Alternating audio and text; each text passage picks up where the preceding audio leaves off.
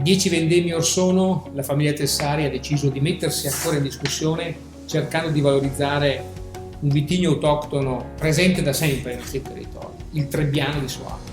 L'ha fatto con una consapevolezza, quella di non dimenticare la Garganega, ma di dare valore al Trebbiano. Il risultato è studio: 60% Trebbiano di Soave, 40% di uva Garganega.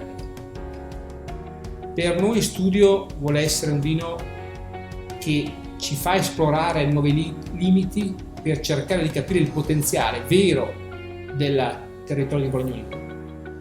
Abbiamo con questo vino dato valore al tema dell'essere artigiani, modificando di anno in anno l'etichetta con questa danseuse di danza classica che di anno in anno cerca di migliorarsi per raggiungere la perfezione.